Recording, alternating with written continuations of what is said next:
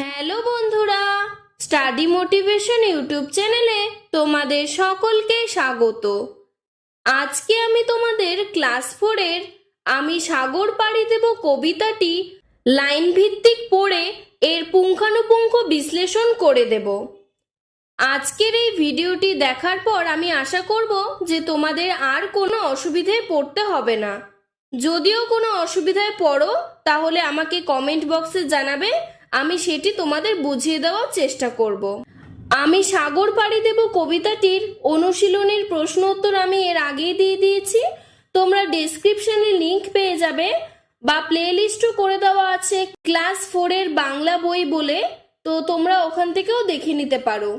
তো প্রথমে দেখো বলেছে আমি সাগর পাড়ি দেব, কবি কাজী নজরুল ইসলাম। কবিতাটি শুরু করার আগে অবশ্যই আমাদের কবি সম্পর্কে জেনে রাখা উচিত। আমি সংক্ষেপে তোমাদের কাজী নজরুল ইসলাম সম্পর্কে বলে দিচ্ছি। তিনি 1899 খ্রিস্টাব্দে জন্মগ্রহণ করেন এবং 1976 খ্রিস্টাব্দে মৃত্যুবরণ করেন। তিনি বর্ধমান জেলার চুরুলিয়া গ্রামে জন্মগ্রহণ করেন। তার পিতার নাম কাজী ফকির আহমেদ। তিনি ছিলেন একজন বিদ্রোহী কবি।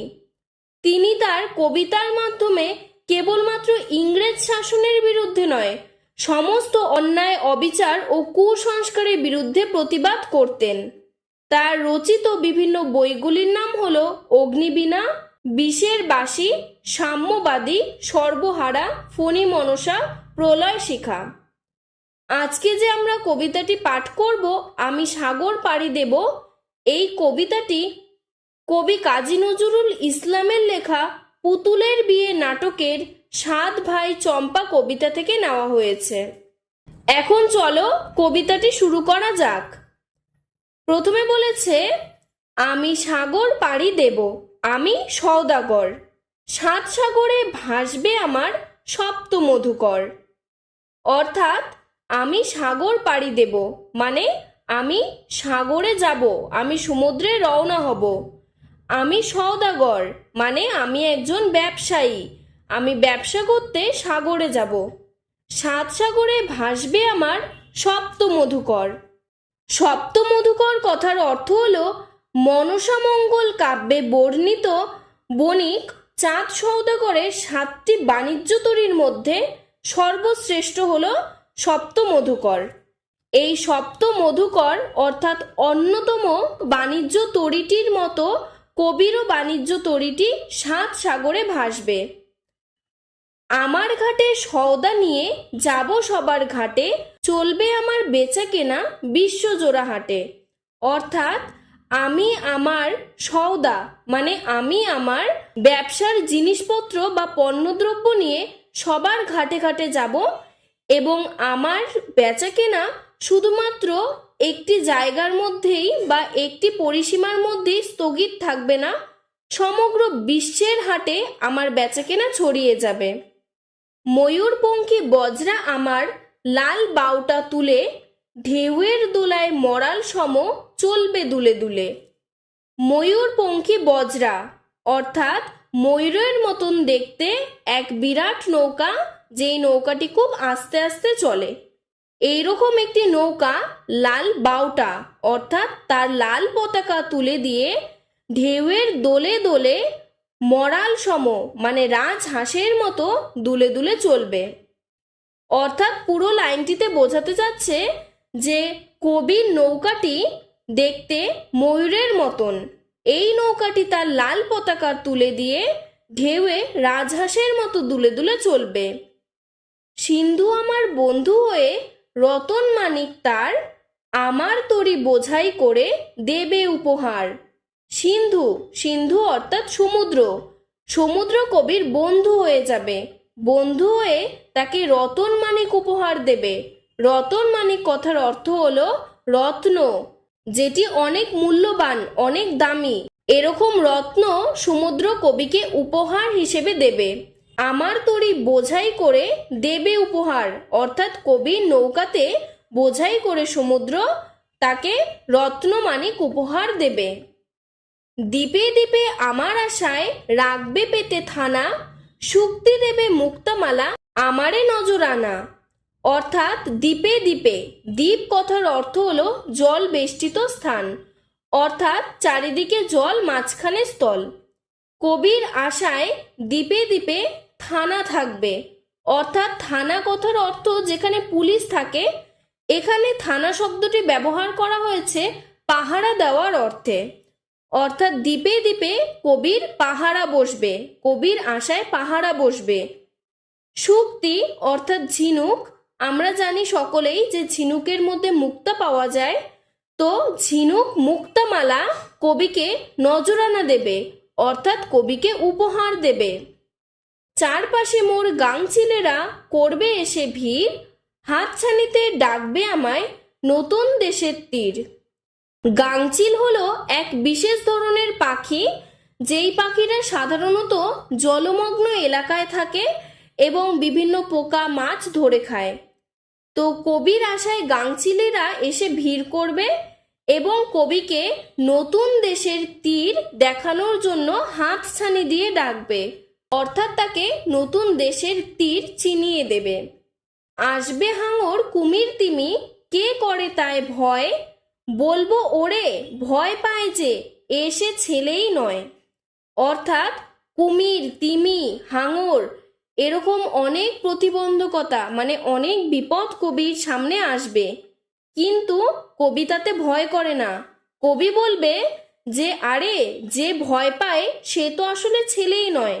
অর্থাৎ এখানে কবি বোঝাতে চাইছে যে ছেলেরা কখনো ভয় পায় না, আর যে ভয় পায় সে কখনো ছেলেই হতে পারে না। সপ্তসাগর রাজ্য আমার, আমি বণিক বীর, খাজনা জোগায় রাজ্যে আমার হাজার নদীর নীর। কবি বলছে যে আমি তো বণিক বীর, অর্থাৎ কবি বাণিজ্যের রাজা। আমার 7 সাগর রাজ্য আছে আর হাজার হাজার নদী আমাকে খাজনা যোগায়। ভয় করি না তোদের দুটো দন্ত নখর দেখে, জলদস্যু তোদের তরে পাহারা গেলাম রেখে। কবি বলছে যে আমি তোদের ওই দুটো নখ আর দাঁত দেখে ভয় পাই না। দন্ত কথার অর্থ দাঁত এবং নখর কথার অর্থ নখ। কবি হাঙর, তিমি, কুমিরের ওই দুটো দাঁত নখ দেখে ভয় করে না। কবি তাদের জন্য জলদস্যু অর্থাৎ জলের দস্যুদের পাহারায় রেখে যাবে। এই জলদস্যু কারা? এখানে পরের লাইনেই বলেছে, সিন্ধু গাজী মোল্লা মাঝি, নৌসেনা ওই জেলে। এখানে জলদস্যু হলো সিন্ধু গাজী। সিন্ধু গাজী কথার অর্থ হলো পীর সাহেব, সমুদ্রের পীর সাহেব। মোল্লাবাজি মানে সমুদ্রের মাঝিরা। নৌসেনা ওই জেলে, অর্থাৎ নৌসেনারা, জলপথের সেনাবাহিনীরা। বর্ষা দিয়ে বিঁধবে তারা আমার রাজ্যে এলে। এই সিন্ধু গাজী, মোল্লা মাঝি এবং নৌসেনারা বর্ষা দিয়ে বিঁধে দেবে। এখানে বর্ষা, ব তালিবস্যয় রে পাকার, এই বর্ষা কথার অর্থ হলো এক বিশেষ ধরনের অস্ত্র। এই অস্ত্র দিয়ে সিন্ধু গাজী, মোল্লা মাঝি ও নৌসেনা অর্থাৎ এই জলদস্যুরা কবিকে বিপদ থেকে রক্ষা করবে।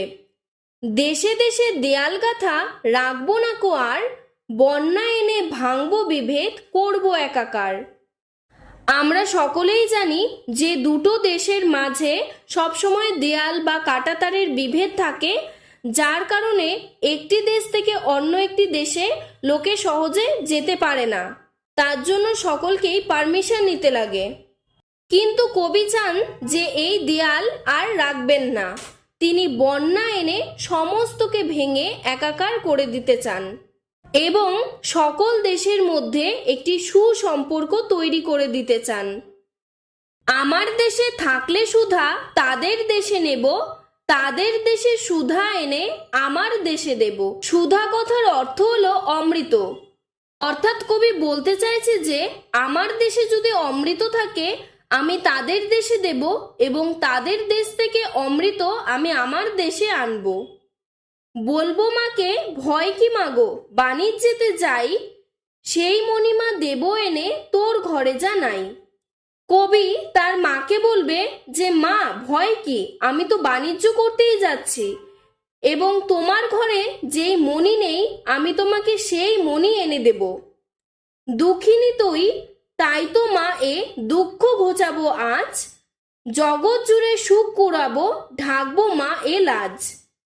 এখানে মা বলতে যে শুধুমাত্র জন্মদাত্রী মায়ের কথা বলা হয়েছে তা নয়, এখানে দেশ মায়ের কথাও বলা হয়েছে। যখন ইংরেজরা আমাদের দেশকে দখল করে রেখেছিল তখনকার কথা এখানে বলা হয়েছে, তাই দেশমাকে এখানে দুঃখিনী বলা হয়েছে। এখানে কবি বলছেন যে মা তুই তো দুঃখিনী, আমি তোর সমস্ত দুঃখ ঘোচাবো, অর্থাৎ সমস্ত দুঃখ মিটিয়ে দেব এবং জগতে যত সুখ আছে আমি তোকে সব সুখ এনে দেব এবং তোর যে লজ্জা সব লজ্জা আমি ঢেকে দেব। লাল জহরত পান্নাচুনি মুক্তামালা আনি, আমি হব রাজার কুমার, মা হবে রাজরানী। লাল জহরত পান্নাচুনি মুক্তামালা এই সবগুলি হলো এক বিশেষ ধরনের মূল্যবান ধাতু যা অনেক দামি। কবি তার মাকে এই সমস্ত মূল্যবান ধাতু এনে দেবেন এবং এগুলো এনে দিয়ে কবি হবেন রাজার কুমার এবং তার মাকে রাজরানী বানাবেন। কবিতার বিষয়বস্তুটি অতি সংক্ষেপে বিশ্লেষণ করার চেষ্টা করলাম, আরও হয়তো গভীরভাবে বিশ্লেষণ করতে গেলে অনেক টাইম লেগে যেত। তোমাদের যদি কোনো অসুবিধে হয়ে থাকে আমাকে অবশ্যই কমেন্ট বক্সে জানাবে, আমি তোমাদের আরও ভালোভাবে বুঝিয়ে দেওয়ার চেষ্টা করব। আজকের ভিডিওটি এতটুকুই। ভিডিওটি ভালো লাগলে লাইক, কমেন্ট, শেয়ার করে দেবে। ধন্যবাদ।